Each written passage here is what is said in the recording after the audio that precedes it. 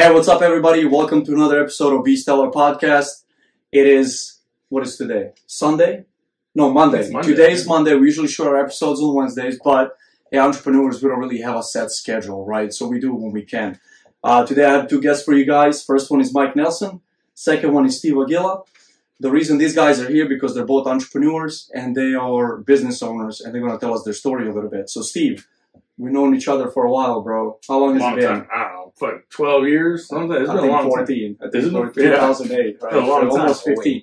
Yeah, it's been almost 15 years since I've known these guys, and the reason I wanted to have them on there is because, especially I relate to Steve, because me and you were kind of shitheads back in the day, right? We were kind of shitheads. Yeah. We were shitheads. Yeah, it's just the truth, right? So, we all did the job thing. We all went, I went to the Marines. You went and worked for the railroad, correct? Mm-hmm. How long have you done that for? I was in the railroad for about 4 or 5 years. 4 or 5 years, yeah. Okay. So what made you switch over to a business route instead of just being an employee for the rest of your life? What about that steady paycheck? Well, actually, that story goes back a little bit before the railroad. I had my daughter was born in 2012, and that was really the start of me like, I got to find a job. I need a steady paycheck. I have like a family to provide for. And like that whole situation, I was striving for that. Like that was the goal. That was the end goal. Right. And when I found out that she was pregnant and that I was going to have a baby, I went to the railroad first. I was putting in my application there. My grandpa had retired out of there. So I was like, oh man, railroad. It took me forever to get into the railroad. And on my way to the railroad, I was a millwright for a while. I worked at like a car. I built seats for Ford and stuff like that. And all the way through that was just, I was looking for a steady paycheck. And then when I got into the railroad, everyone always said, railroaders, you make so much money. It's this career. And there's a lot of truth to that. So how much money would you say they make? Well, what you would think they make is like $200,000. I don't know. They're millionaires, damn near. It's the way that people talk about it, right? Like, oh, you need to get a job. It's the pension that people really want you to. They want, you get a pension at the railroad, so you have a good retirement plan. I have recently talked to you guys, which I'm sure you already know, with Alex and Mike. You guys are financial services guys, and I have a whole different retirement plan now. But we'll get to that. The railroad has the pension, and I got in the railroad, and it was great, right? At first, I'm learning. It's a new job. It's awesome. The reality is the railroad is probably the worst job that I've ever had because they move America. It is a big deal, right? You're moving these trains, and it's, you want toilet paper tomorrow? You better hope that train didn't get delayed.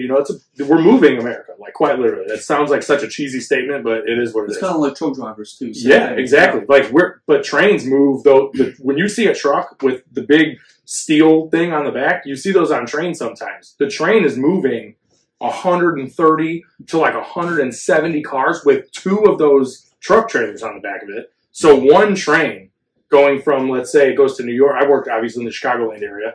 So a train can come from like New York, Florida, come to Chicago. We were on a railroad that would switch that stuff out and get it moved around and build different trains that one's going to California, one's going to Missouri, they're moving around. So we're moving those trains, and then when those trains get to a spot, then they start loading them on trucks, and the small truck get them into the smaller, getting them into the stores, the restaurants, whatever. So big deal, right? Oh man, railroads. I enjoyed that job a lot. I really did. I met a lot of good people there. I had a good time at the railroad. But that was probably the work. That led me to wanting to start my own business more than I could ever explain. There are no days off. You're on call 24/7. When you do get days off, there are ways you can get days off. You've been there for a while. You get some seniority. You can maybe hold some days off and stuff. It's not totally miserable, but it is rough, man. I mean, 24/7 on call. I was getting phone calls 2, 3 in the morning.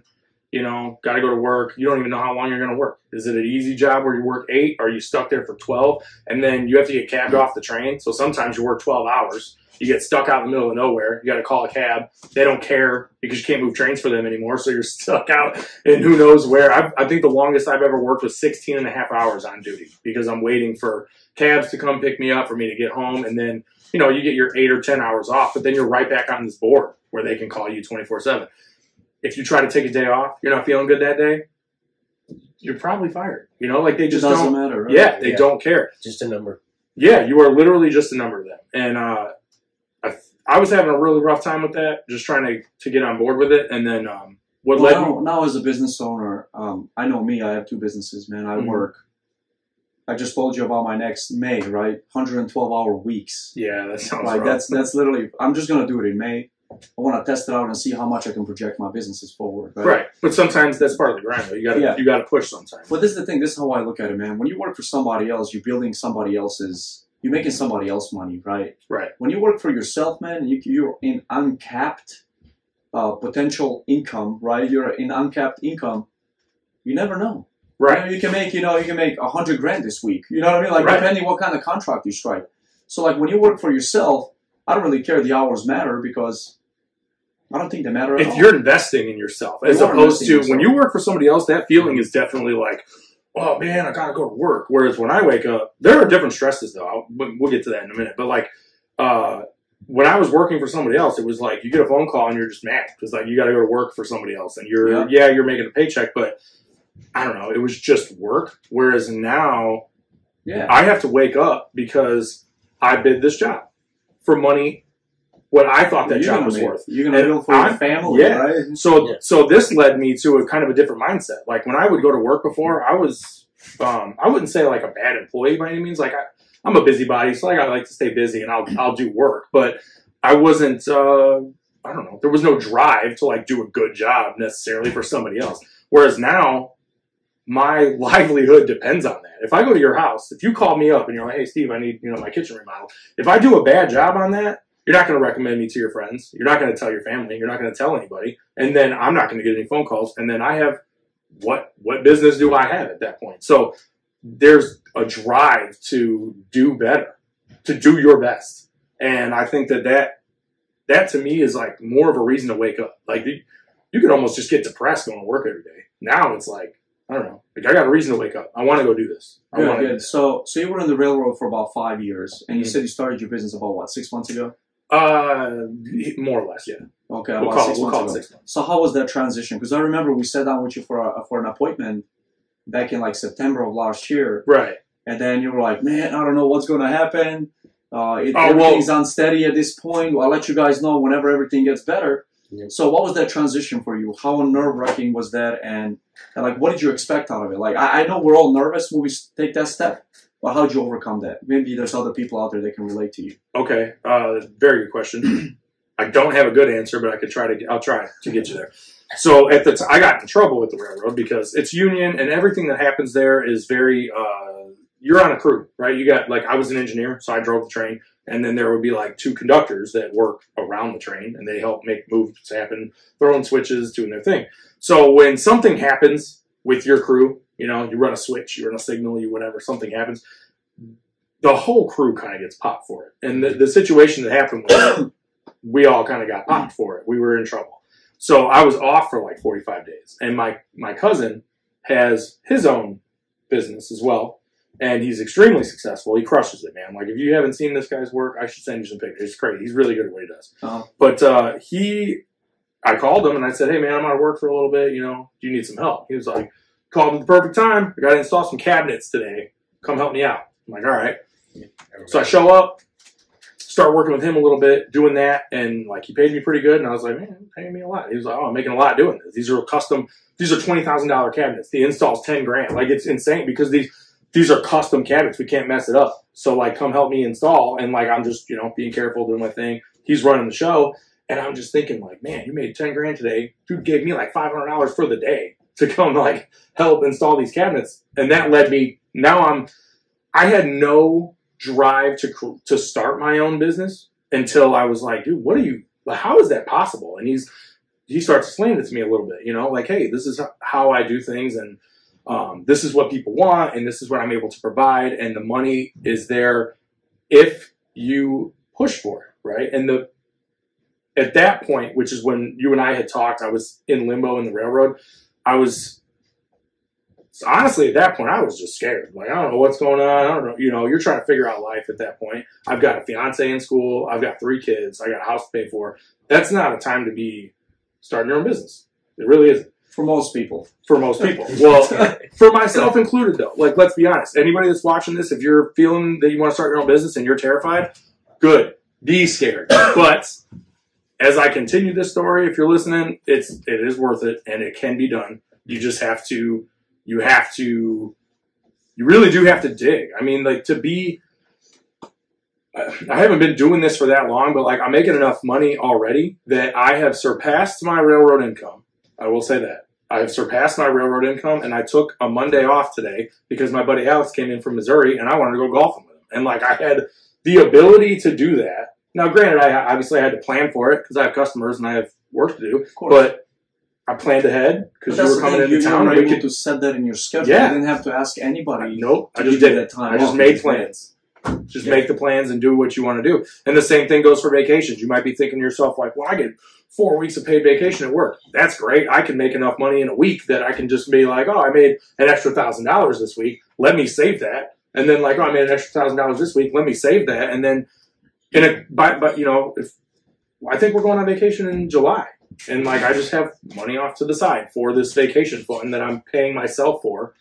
And that sounds like you're like, oh yeah, but I get paid from work. But do you though? Because doing it yourself allows you the freedom of, when I was at the railroad, it's first come, first serve for your vacations. So, and I think it's seniority based initially. Yeah. So if everyone bids at the same time, the senior guy gets that date. And then if you were first before somebody else or whatever, then maybe you could sneak in there. So like my 4 years at the railroad, I had a February vacation. Who wants that? It was terrible. We didn't do anything. It's winter. My second year, I think I had a September vacation the second year, which was cool. But still, like, not where I was looking. We were trying to go on vacation in June. And, like, I had to cancel a whole vacation because there's no way for me to get off, and there's no calling off for a week and not getting paid for a week when you're relying on that income. It's just different. It's a different feeling, you know? Yeah. With that being said, you can relate, I'm sure, with what you're doing, that the income is more unsteady this way. Of course. But if you plan for it, right? Like, say I have a slow month. When I was at the railroad, I made about, my take home was roughly, like, obviously there's a lot of ups and downs with different hours and stuff, but my take home was roughly like between $35,000 and $4,000 a month. Okay. Not great. That's crazy. I thought you guys made way more than that. No, the work, like I said, we're on the extra board. So if you're at the railroad and you could bid jobs and you can work 12 every day, you can make probably $160K a year if you work 12 every day. Yeah. You know, but like you're pushing for that. On average, I think I was making between 70 and like 85,000 a year, depending on the year, depending on how much work was going on. You know, the COVID stuff was slow, so it was just different. But this year, I'm already on par to make like 89. You know, and this is my first year ever doing this. I'm just winging it. I don't even know if I'm doing stuff right sometimes. You know, I am in the midst of trying to figure it out. But anybody who's listening that is thinking about doing it, I will say this. I didn't have a lot of guidance either. I was terrified. I didn't know what to do. I watched a lot of YouTube videos. I sat on the phone with these guys for hours on end talking about financial stuff. I don't know, and that's okay. It's totally okay not to know. But if you want to do it, do it.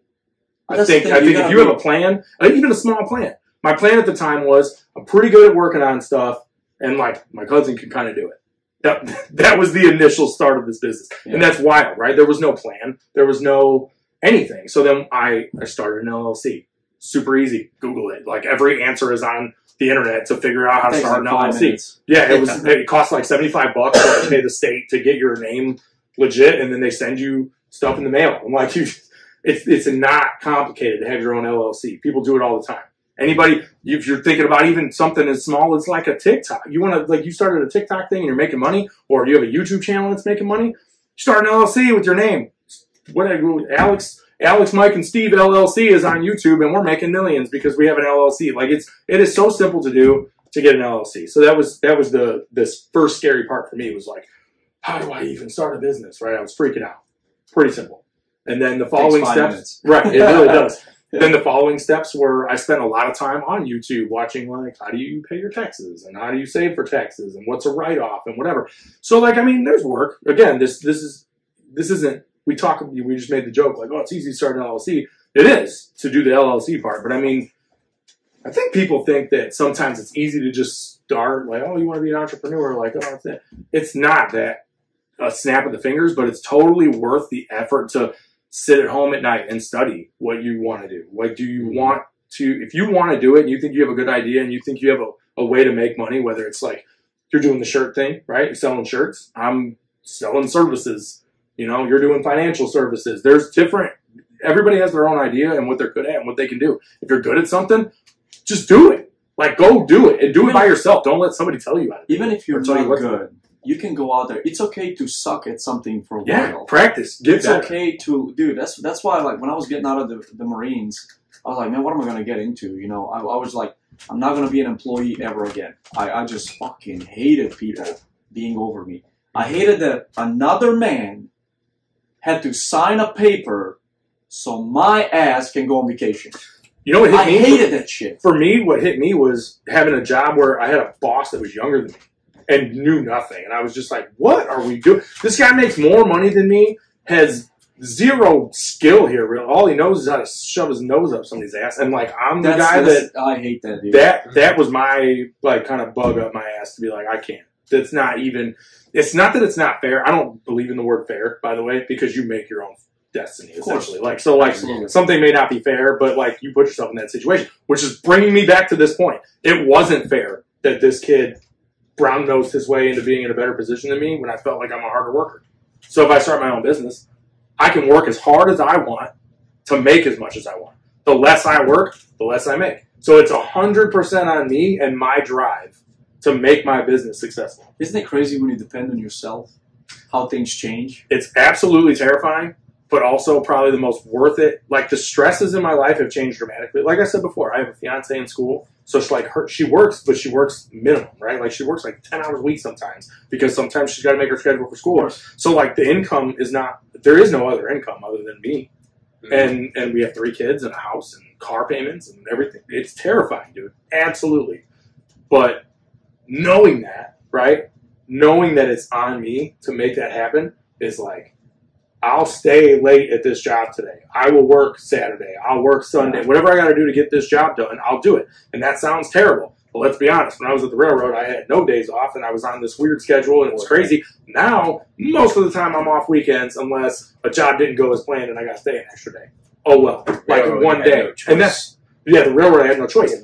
So now I get a choice, and I don't even care because it's for me. It's for me. The cool part about it, man, when you own your business, you're building your business. So, like, your income will grow 20, 40, 60% a year. Like, when the hell in the world are you going to get a 60% raise at a job?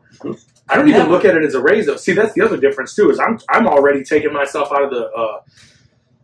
what do you want to call it? Like the standard mentality of the world, right? Like, oh man, you got a job. Like, when are you going to get a raise? I don't know. When I work hard. Like, it's on me. It's 100% one extra day a week. Yeah. There goes your raise. Dude, my cousin, straight up. my cousin preaches that to me. He's like, oh, yeah, it's cool that you want weekends off. But he's like, do you realize that you could do, like, say you go do a flooring job. And, like, even if it's a small flooring job, it takes you one day to do it. But, like, the income on that, if you do it well. No, maybe not even that. Like, I don't like to overcharge. Like, one of the perks of being the only guy in my business right now, I don't have employees, so I don't have any overhead really. So I don't have to charge customers nearly as much. If you got a quote, like, matter of fact, it happened with Heather's his girlfriend's family. They were like, oh, we want to get these floors done, and they had called a bigger contractor to come out and do it. And then she called me and was like, hey, can you give me an estimate? And I gave an estimate that I was thinking. Like, I'm reading the estimate and I'm like, oh, it just seems high, but like, I don't think it is. I'm looking at the numbers, and I even texted him. I was like, do you feel like this seems like a lot, but like, it seems worth it to me in my head. And he texted back. He was like, well, you're half the price of the contractor. So like, you're doing it. But then I'm thinking like, well, I didn't even charge enough then. Yes, you know, but the thing is I made profit. He worked with me. I paid him. We worked this job together, and I made money, decent money. Like, good money. And we did it in, 4 days? Over a weekend. We did, like, Friday, Saturday, Sunday. And I think I came back Monday to do touch-ups. Yeah, so, like, we did this over a weekend, and I made, like, $4,600. What? Like, that's insane. And I was half the price of the contract. That's crazy to think about. So, if you're thinking about, like, my cousin tells me that all the time, do a weekend job. Because it could be $1,000. You could, like, do a floor, be the cheaper guy to install the floor, and make $1,000 on a weekend. And not even, like, and still have Sunday off to go welcome to Gusts. Absolutely. That's a crazy thought process. No, it's freaking awesome. Considering I used to make $1,000 a week, and I could make it on a Saturday and go golfing on Sunday. It's insane to think about. Welcome to business. I love it. Welcome to business, right? That's what you do. All right, to you, Nelson. I know you're a little nervous about being on the air, so I'll pick on you a little bit. That's why I'm in the center, guys. I'm Yeah. in the center because I'm the nervous one. Yeah, all right, man. So last year you came out to my house. You spent a couple of days with me and my family. Well, back in August of last year. Yeah. Yeah, about 7 months ago. And then I didn't really think you're gonna come into business with me, right? I was just like, I didn't really kind of push it on you. I didn't really like. Usually, I try to like recruit people into it, but I didn't really do it because I didn't think you would be interested. And then you actually came home. And I was like, yeah, so you're going to come into business with me or what? I was just joking, right? He's like, I was actually thinking about it. I was like, no shit, let's sit down, man, Yeah. And then you came into business. So you have a full-time job right now. You're actually doing really good at your career, in your job. And I know you're doing the financial services with me part-time, right? So what struck your attention about the financial services and owning your business? And what do you think when that transition comes from you going from a full-time employee to a full-time business owner? How will that look like for you? The strike of attention with... Oh, sorry, I'm too far from the mic. Strike of attention for the financial services thing is... you brought it up to me early on last year, I think. It was the first time. Well, you became a client first. Yeah, it was client first, and he kind of told me about it. I really liked it because it's win-win no matter how you do it. You're literally teaching and helping people fix their financial situation and showing them like what's out there in the world. The government and everything around you is kind of just put you in this funnel, and everybody just kind of like blind leading the blind. You're all just following in this funnel. They don't want you to think outside the box. It's just a big mess. Real quick, on this podcast, have you talked about what financial services is already? So, like, if the viewers know what he's talking about right now? Yeah, they know. Okay. They know what we do. Okay. Yeah. And then I became a client of his because I really liked it. I really believed in it. And then I actually started applying what we teach people to my own personal life and seeing how it was changing my life around, which we had several conversations between there, I'm doing this, doing that, changing this out, moving money around here, get rid of this debt, and lining up everything in life, make yourself more confident. I'm actually, in my head, realistically, I was kind of like planning. I was like, what if I did jump into business with him? And then he invited me out to his house. I was like, all right, I want to go see him. I want to hang out with my buddy. I haven't seen him in years, bro. It's been 12, 13 years. We saw... Well, we hung out a little bit at a time, but we didn't like hang out in a very long time, man. Since we went to the Marines, really. Yeah. Our hangout was boot camp, standing, staring at each other, butt ass naked, and doing push-ups and rolling around naked. Oh, you guys were looking at each other way before the Marines. A whole lot of hilarious stories happening in there, for sure. People sliding and falling on their ass and smacking their head naked and shit. Like, stuff that happens in there is a whole other world. But going out to his house, that trip out to his house, and like, seeing the business in person and seeing the momentum he's building around, not only just with the financial services, with his apparel business, with his solar business, he's also writing a book. He's working on his master's degree. All of that. You have a lot going on, man. He has. You really do. You got a lot. All of this that he can put out there and work for himself. And he has certain things building up his financial side at the same time. So it's like, it's all going to it's going to explode. It's just a matter. I totally love the idea. It's not an if, it's when. Well, so hold on. I want to bring up the grind thing real quick just to add to this thing we're talking about. The entrepreneurship thing I would recommend to anybody, but for the love of God, any viewers, understand that this is not easy. I am contracting to learn how to work on houses and fix. Like I do a lot of by myself. So I do a lot of bathroom and kitchen remodels. I do a lot of like random flooring jobs, things like that. A little on the smaller side, but I'm making decent money doing that. I'm also going to school to be a real estate agent at the same time because I want to be able to expand what I'm doing. Yeah. So my business is Stevilla Contractors, and then I can expand and do business as Stevilla Real Estate. And like I could even start like a cleaning business. I don't know what I'm going to do. I don't know. But the possibilities are endless. You are doing the same thing, right? Yeah, I could do financial stuff. I don't know. Maybe one day I'll get there. But like, you can keep building on ideas. And like if you have an idea, like you have the t-shirt thing going on right now, right? That might not be a super. Don't quote me. I don't know. But it might not be a super complicated thing. Maybe it's easy to press a label on a t-shirt. So you can hire an employee eventually.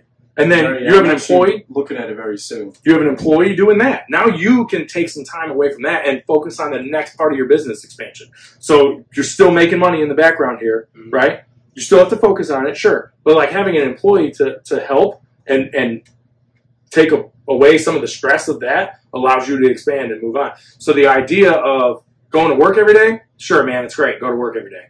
Or you can go to work for yourself and not even know where to stop. But this is like, what I always tell people, man. It's okay if you gotta have a job. Everybody's got bills, which is his situation. He's got responsibilities. Right, like Mike Nelson right here. He's got a job. He's making okay money at it. You know, he's making decent money. But why not start something on the side, man? Like you're already building somebody their business. This is how I look at it, man. And I know one day I'm gonna have employees, and this might kick me in my own ass. Because they're going to listen to a podcast and be like, I want to go start my own thing, you know? Good, though. And no, but that's okay. To find another employee as well. That's and then, like, hopefully they keep building. Yeah, no, that's what I'm saying. Like, so that's what I want to do with that's why I love financial services, because when I take people in to guide them, mentor them, and teach them, they're not my employees. They're my business partners. Right. Okay, that's what I want to, I was talking to Nelson about it earlier. My apparel shop, I want to do the same thing. I want to be able to allow people to run a business through my apparel business. Okay, that's cool. Yeah. So I don't want to just have an employee. Maybe I'll have like few employees in the back that do printing and stuff like that. But when I take this thing nationwide, I want everybody to own a business that's doing apparel with me. So like, hey, you're in Indiana, you want to open up a couple of stores? Go ahead. You already have a business brand that's recognized, a business brand that's already doing okay. Business brand is going to take over. I'm going to take over the patriotic apparel industry. Like that's the plan. I wrote that shit fucking down. I'm doing it right because, like, dude, nothing against these other companies that are out there. They're big. I'm not going to mention their names. They give them free advertisement, right? But dude, they have crappy shirts. They fade. They shrink. It's just complete garbage. And that's how I started off. But this is the thing. They've been in business for like fucking 30 years. Right. So it's like you never advanced. You're still doing the same crappy shirts, the fade, the this and that. That's what I was just about to say too. Is as an entrepreneur, you can see that and expound on it so hard. Like the fact that you realize that like your competition has gotten lazy and cheap, and they're selling you the same shirt for I don't know. Let's say I don't know the prices, but like let's say the shirt is $10, and they're selling you a shirt that was I don't know made in China by a 5-year-old for 10 cents. Poorly because it was probably poor materials and whatever else, and you could do the same thing for a couple dollars more and your profit is less, but you don't care because putting out a better product is more important than the amount of profit. That's where you win, man. Agreed. Like if you can learn to not be greedy, like anybody that's watching this that is, especially if you're patriotic and you're looking at his t-shirts, if you're patriotic, you know that we have the most ridiculously corrupt government of all time. And with that being said, if I can do something if I can provide a service that a greedy conglomerate can provide, still make profit, do a better job for cheaper, I'm winning regardless. Could I charge more? Sure. Why? I'm going to make money. You're going to save money. We both win. Yes. And the greedy conglomerate loses all that business. And you get better product. Yeah. That's my thing. Like, it took me a little while to figure things out, right? I had a few shirts at the beginning, a couple of ways I printed, shit faded. You know what I mean? Like, I was like... But you're correcting mistakes as you see It's already corrected. Right. It's not just corrected. It's so corrected that when I went into this boutique and I presented my product, the lady literally took the famous company's product, put it on clearance, and gave me a few racks in her store. Right? And not just that. Now they're like, hey, can you supply jeans? Yes, I can. Can you supply leggings? Yes, I can. Can you supply backpacks? Yes, I can. Even if you don't even have a plan, you're going to say yes, and you're going to figure it out. You're going to figure it out, man. That's what, dude, I love doing that stuff. Like, can you print 10,000 shirts? Dude, you know how long it would take me to print myself 10,000 shirts? I'll probably sit there for a month. But I'm telling you, man, I'll be pressing those motherfuckers out to like fall over dead. You got to do it. You know what I mean? But the thing is like you said, though, that is an important mentality to have. If you said that the point of this podcast that we were doing was like how to maybe explain to somebody what it's like to start their own business. It is rough. It's brutal. It is brutal. But it's so worth it. And like I said, I'm only 6 months in. You're way longer along than that, right? A couple of years, yeah. You've been doing this for a while. It is so terrifying. So, like, if you feel that, if you're hearing this podcast and then you go, oh, I'm going to go start my business, and then you think, oh, this is too hard. We were there too. I promise you. It is not. There. It is, yeah. Like, I'm still there, bro. Even right now, like, honestly, there have been times. I do have a little bit of a cushion. I'll be honest. My cousin makes enough money and has so many jobs going on that if I'm super slow and things get, I'm stretching it thin, and I just am not making enough money at the time, or I'm not getting enough phone calls or whatever, I do have a backup plan, which is he'll pay me a decent wage to come work for him. Yeah. And that is cool. Not everyone has a backup plan. However, I'll tell you this. I go out and I do my best possible work that I can. I'm super nice to my customers. I do a good job. I try to. And if I make a mistake, I have had callbacks. Hey, this is like a weird spot. Can you come check it out? Like, I painted a wall one time and, like, I don't know, there was a weird spot. I don't even know what it was. I ended up scraping it, skimming it, redoing the whole thing for free because it was a mistake that I must have made. I don't know. But, like, I'm that guy that, you know, if there's an issue, I'm coming to fix it. I don't care. I'll drop everything I'm doing. I'll come that evening at 8 o'clock at night. I don't even care because I'm going to fix this because I want my work to be done right. I want you to tell your friends about me. I want to expand on my business. Of course. And with that being said, that keeps me moving well enough that I haven't even had to use my cousin like a lot. He actually calls me sometimes. Hey man, are you free? I could use a hand today. And I'm like, I got other work. And then he, you know, it's almost rough. Like, we're trying to, like, make time to help each other out sometimes. And the business is there. Like, we do a good job. We get a lot of phone calls. If you do good work, things blow up. So I'll give you an example. Back in 2020, you know, I got out the Marines, t-shirt business went under. I went back to doing mechanics. I had a truck. I had tools. I threw all my tools in the back of the truck, and I made a post on Craigslist. Marine veteran, 17 years of mechanic experience, looking for side work. First day, I got a couple of calls. I was like, cool. I went and checked it out. Did a suspension for this guy. Did some for this guy. Made a couple $100. I'm like, all right. Second day, it was like alternator, battery, something easy, right? No big deal. Couple of oil changes, right? Still made a couple of $100. I'm like, all right. Then before you know it, I started getting phone calls. Hey, I got your name from blah, blah, blah, whatever. You know, I got your name from blah, blah, blah. And then I was like, okay, what do you have? I got a radiator. Then I started asking, how much does the dealership want to charge you? Oh, it's like $1,800. I'll do it for $8. They're like, what? I'll do it for $8. They're like, all right, you got it. Dude, I go to AutoZone, buy a radiator, $180, go work 4 hours, put $600 in my pocket. Right. And that's not to say that he's ripping you off, by the way, because you're still saving money. That's half the price the dealer was going to No, you're still saving shit. But you got to make money too. Dude, when that happened, so I hit second week, I hit 1 day of no calls. I posted another Craigslist post. And for next 6 months, I made 10 grand a month cash.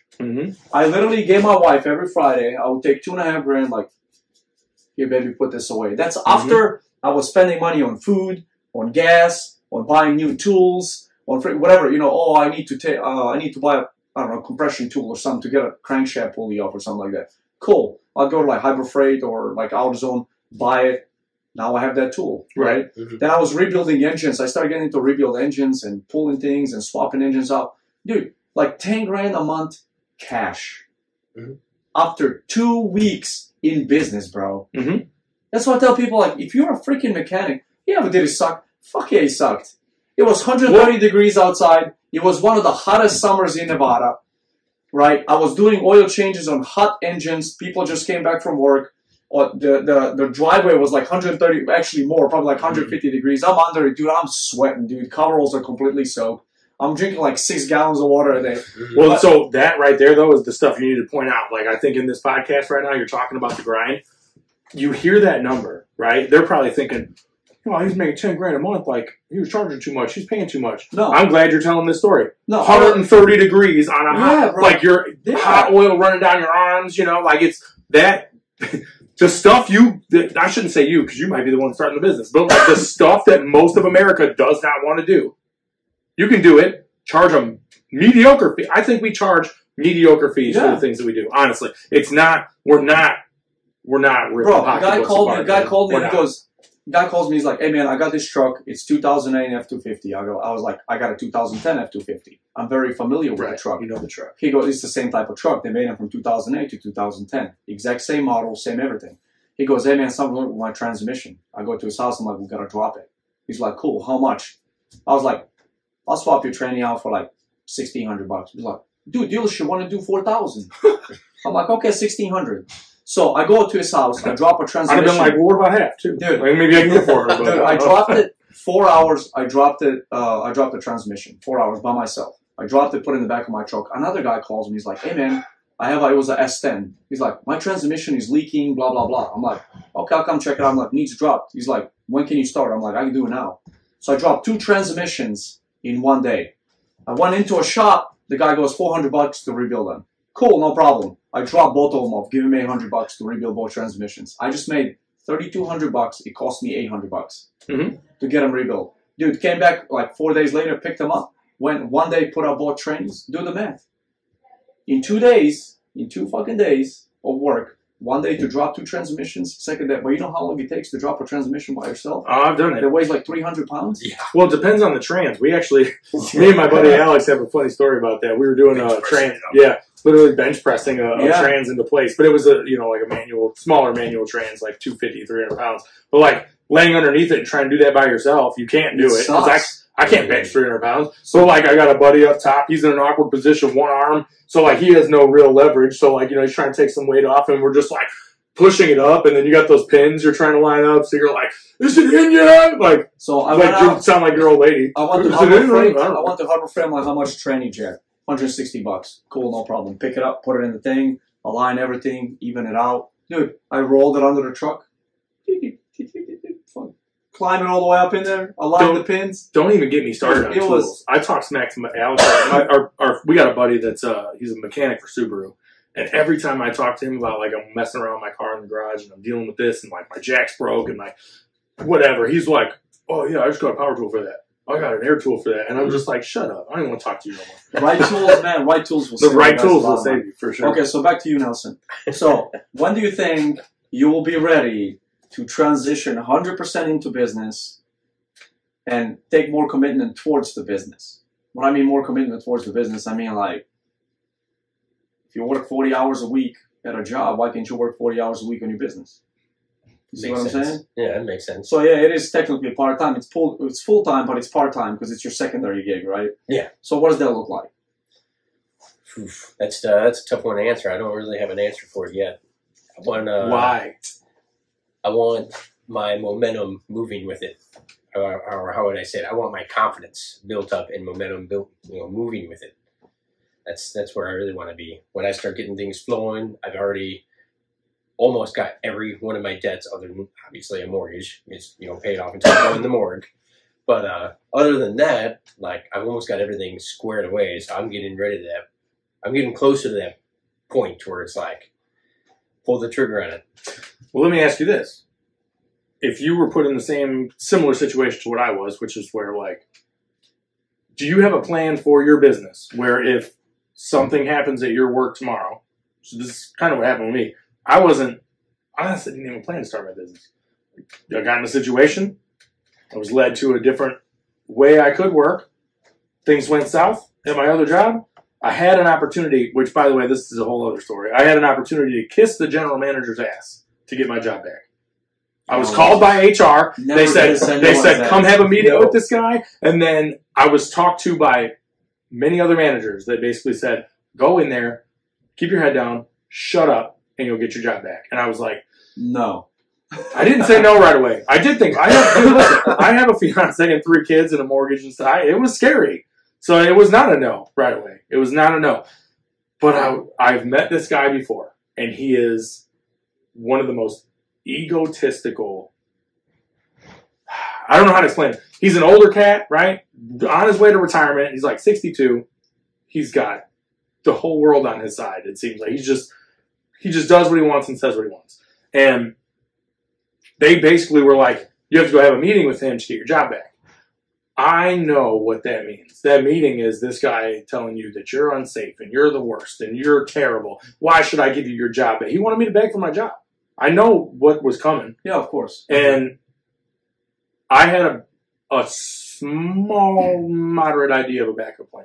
And to me, it was worth that risk to take that because, like I said, my schedule and stuff was already bad at the railroad. I wasn't necessarily happy in the first place. And now you're asking me to kiss someone's ass for a job I don't even like? Yes. Are you serious? No. Like, that was a moment for me. It really was. I talked to everyone. Talked to Mike. I talked to John. I talked to my mom. I talked to my dad. I talked to people that I didn't even talk to. What did most people tell you? That's what I want to know. Honestly, the scary answer. Most people said, "Oh man, you got to do what you got to do to take care of your family. You got to keep your job."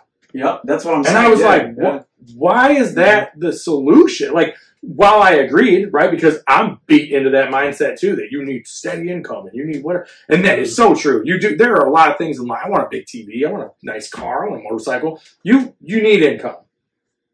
Why not try desperately to do that yourself? I would rather die trying to build my own business than kiss this dude's ass. I'll tell you that right now. If my business fails tomorrow, I fucking tried and I didn't kiss this dude's ass to fail. And you know what I mean? You know what you do if it fails? I don't know. I'll figure it out. Another one. Yeah, I don't know. I'll figure something out. But the thing is, it's like when the baby falls, when it's learning how to walk, he gets does it just stay down, or does it go, oh, fuck it, I fell. I'm just gonna crawl around for the rest of my life? Right. Nope. Well, some are totally assholes and they crawl to like 3, but that's besides the point. It's still not the rest of their life. Well, with that being said, Mike, this is a question I have for you because, like, I support where you're going with what you're doing. Mm-hmm. Alex does a good job. He's teaching you well. You're super awkward, which is why he's in the middle of this whole podcast and not talking a lot because he's terrible at it. But you have potential. You're trying to be better at what you're doing. And when you get, I think, wasn't I your first customer? I was customer number 1 because I needed a retirement plan for my business. But anyway, so this guy, first official client because that's what they're here for. They're helping me out with financial stuff, right? So that's awesome. But I feel that you have the same fears that I did, and correct me if you think I'm wrong. I think that you feel a lot more terrified than you should be because you got your 3 kids. You're trying. Stu's like the best dad you'll ever meet in your life. It's kind of annoying. He's like too good of a dad sometimes. He's a great dad. He takes care of his kids. He does what he's supposed to do. He makes a killing, kills himself trying to make a living for them, and I respect that. But knowing, like, at what point do you feel confident enough that you could start your own thing and still provide for them and be happy? Like, do you have that backup plan? Let's say, for instance, what if you got fired tomorrow? I got fired tomorrow, I'd be jumping in with contracting with you.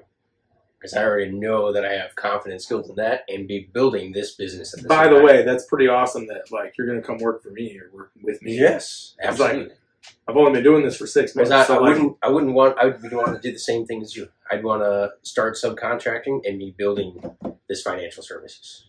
I already had my mindset. Like, if I lost Connors, which is where I work for now, if I stopped working the mills tomorrow, that was my first go-to. Is I already have tools built up. I'm already skilled in it, and I'm not afraid to learn in that section while I'm still learning in the financial industry. Which I will give you. There's tons to learn in the financial industry, which is kind of why I'm more hesitant on pulling the trigger on that because I want to retain more. It's a lot. Building. You know what my compliance stuff. You know what my least favorite thing about him right now is? That he is a good employee, which means he works well for Connors, and they can't let him go. Like, every time something goes wrong, they call Mike. When I have stuff going wrong, this just happened this week. I was like, dude, I need help right now. Like, this job is not going as smooth as I need it to go. I need it done by Thursday. I need you to come help me. He's like, dude, I cannot call off. I got stuff going on. I can't call off. I'm like, bro, I will pay you cash. You don't even have to tell the world. I will pay you cash money to come help me out. He's like, I'll see what I can do. And he did. He ended up making it work one of the days. But, like, that is stuff that I go through. Those are stresses for me, right? Like, I had another job I was supposed to start on Thursday. The job I was on was supposed to take 3 days, and it just turned it. I wouldn't say it went bad. It was just like more stuff came up in the job than I anticipated. So, like, by Wednesday, I'm like, dude, I don't know if I work tomorrow, this is going to be like a 12 to 14-hour day, and I'm in a customer's house. They're not going to let me work from 8 to 10. Like, that's crazy. Yeah. So I was like, I need help. And he was like, I don't know, I'll see what I can do. And he had to pull strings just to get off of work to come help me. And I still was there till 7:30 that night. I was at that job till 7:30. You know, like, in that, I wish that I had a guy that I could pay, you know, like, I'll pay somebody. The way that this dude works, he shuts up, he listens to what you tell him, and he gets the job done. Like, he works well. I pay him $30 an hour every time he comes to work for me because he's worth every penny. You know? Like, and that's impossible to come by, which is why I don't even have an employee. Like, I'm not hiring somebody because... Well, not yet. You're going to have to eventually... You better come swinging. You're still not a business owner. Until you have an employee. Yes. I would argue that I'm a better business owner for not having one because I don't want to do... That is a whole... That's a stress, by the way. Let me ask you something. You go tomorrow, you fall off the ladder, you break your hip, you can't work for 6 months. What happens to your income? If that happens... I don't have a backup plan, so I'm real careful when I go up a ladder. He has me hold it specifically. That's what I'm saying, right? I did. The day he was helping me, I was up on a ladder because we were on they had vaulted ceilings, and we were ripping wallpaper and like mudding, sanding, cleaning, painting, this whole thing. So I'm like 16 feet up, and I'm like, the ladder could hold me fine, but I was like, I could have had him doing anything else. Masking, sanding, mudding, cleaning, painting something else. I said, stop what you're doing, hold the ladder. For that reason, Mike spent hours that day just standing at the ladder because I'm not feel trying his legs vibrating. I'm terrified of heights, so I'm literally up there with paint and a brush, so I can't even hold on to anything. I'm literally like squeezing the ladder with my knees, just like, ugh. But I mean, the job has to be done, right? You got to do what you got to do. So like, what this person was paying me for is because they don't want to be 16 feet up on a ladder shaking, so I get paid for that. So, and you get paid to hold it. So let me tell you something. So in my house, I have 20-foot ceilings. Oh man, you're gonna have to hire That's somebody else. That's the only part of my house that's not been painted yet. You know why? I know why. Because I don't want to fucking climb the ladder that's 20 feet tall. Yeah, right? I feel you. And I don't want to go up there and pull the line and shit in the corners and stuff. So my whole house. Oh, dude, ask Mike. I pulled off some crazy stuff. I was like, I don't want to go up the next ladder rung, so I'm like leaning upside down so I can see the line from underneath, and I'm just cutting in this line, and I'm like kind of asking him, like, does it look good? He's like, yep. I was just like not even looking, just trying to rock this line. It worked out pretty good. I think I had to make like 2 cleanup spots, right? It worked out, but it's terrifying, man. I'm not trying to get up like that because the ladder only goes so high. So like when you get up to a certain rung, it's just like. So is that what you want to do? You want to do construction for a long time, or is it something you just want to start out with and move into other things? I really enjoy it because it is a lot of hard work. I think something I'm having an issue with mentally right now is that when I go to work, like if you say I got a job that's going to be 5 days. On the first day, you go in there, you demo stuff. It's kind of fun. Ripping shit apart. You don't really care. Second, third day, you're kind of prepping, and like the stress is hitting you a little bit now because you're like, prep's going slow. I got to stay late today. Maybe I got to come back tomorrow and do the prep, and I don't want to, and this sucks. And like the stress starts hitting you, and then you start getting into the finishing work. Like I'm laying the tile. Got to make these beautiful cuts that fit around this corner, and then I got to grout it. And the grout better come out perfect. And like, there's a stress day, like Wednesday, Thursday for sure, where you're just like, am I crushing it? Is my time? Is my time right? All that. And then Friday comes around, and like you're maybe you worked late Thursday, maybe you got to work a little bit late Friday, but like by the end of Friday, you're looking back, you're putting up the new towel rack, you're putting in the glass for the tub, and like you're looking back at this, and then I've got pictures that I'm like, yo, look what I did this week. And that feeling, all that stress throughout the week is worth not even the penny, dude. If I didn't make money on that job because it took too long and I just didn't charge enough and I lost every dollar and it wasn't a good week for me, I can still, that's like a picture for my portfolio, for my business to be like, yo, this is the kind of work I can do. This is what I'm capable of. Give me a call. And like that feeling alone, I think is worth every bit of what I do. Your question is valid though, because I'm young-ish, 32. I can do this for a long time, but there's going to come a point where like my knees, my back, they want to give out, and like I can't maybe do this anymore, which is where the employee comes in. Like I'm going to definitely need employees at some point, and I'm going to have to pass this business on to somebody else to kind of do some of that work, and I'm ready for that. I'll get there. But like for right now, I'm totally capable of doing this myself, not charging customers a lot of money, making good money myself because I don't have someone to pay.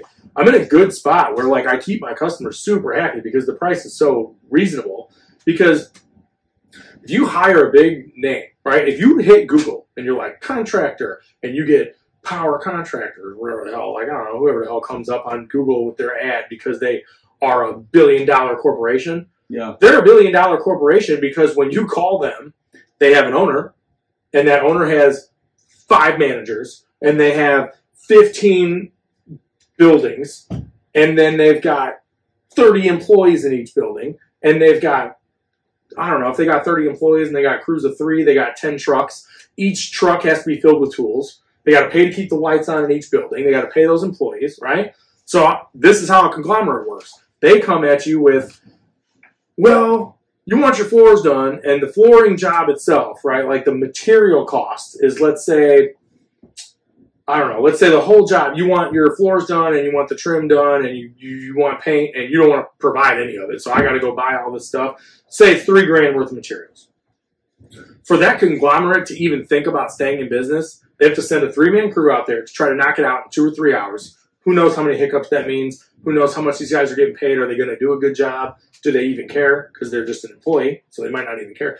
So you're paying probably $6,000 for this conglomerate because they have to pay the guy on top. First of all, he's got to make his money because that's what they do. It's usually millions, right? And it's millions. But like that guy's got to make a good chunk of money, right? So if the job would cost, let's say for instance, I'll try to give you a small example. If the job would cost $3,000 in materials, and then let's say I charge half of that, and I make $1,500, that conglomerate has to charge the double what the materials cost. Because he has to pay the employees, and say he's got 2 or 3, they go do your job. He's got to pay those guys. That's $600-700 a day. He has to make sure that the truck is maintained and there's an oil change on the truck and whatever else and like whatever. So like that's a couple $100. And then he has to pay the manager that bid the job and did all this stuff. So that's $1,000. There's so much overhead for these guys that you're paying for this guy just to have a big business. When I go do it, you're just paying because I need to make a paycheck. And like it's half of what that dude charges. So tell us what the name of your company is and then tell us your contact information. So for those people that are in Northwest Indiana that you're listening, because we do have some listeners out here. Yeah. I'm out of Chesterton, Indiana. So anywhere within a 30-50 mile radius of that. Yeah. So what's your company name? I'm Steve Villa Contractors, and contact information really I have an email and I have a website, but I guess the best way is definitely by phone, which is 219-331-4341. Okay, awesome. And I'm going to also have that posted online so that for those of you guys that are listening, you can just click on the link and once it expands all the description of this podcast, his contact information is going to be in there. Awesome. All right, so Mike, so we coming full-time into business soon or what? Yeah, hold on. I was going to say, answer the question we just had. We both hit you with it in 2 different ways. I lost track after it turned track after that. Hey, it's actually very rare that we get somebody that likes to, that's not worried about talking and that likes to talk and stuff on the pod. Usually I got to like drag words out of people. So I like that you're asking some questions. That's this to me, like the phone is there, but like I feel more like I'm just hanging out with my buddies. So like that's what I'm taking this as. We're just talking, we're hanging out, which is I think probably better for the podcast anyway. They're just seeing some guys BS about originality. You're just seeing some guys BS about like trying to do something, trying to be something. Yeah, make good something man. Yourselves. Change your mindset. So commitment more. I'm not saying full time, but more hours, let's say weekly, to the business commitment. How soon do you think you're gonna start working with that stuff? Oh, all the time. My mind is always grinding that way. I'm always out there planting seeds and asking new people and talking to new people and all the time. Dude, the business that we're in is brutal. Business mindset, 100%. I try to help them too. I've been talking to family members and stuff, and I'm it's brutal, man. It's like trying to teach people that are sleeping to wake up. That's literally it's scary. When you first talked to me about it, the reason I didn't pull the trigger at the time was because I was in that like financial weird area. Like I didn't know what I was going to do. Mm-hmm. And I knew that this idea was a bit of a sacrifice, right? Like you got a monthly payment you got to do, whatever. But the reality is if somebody can, if you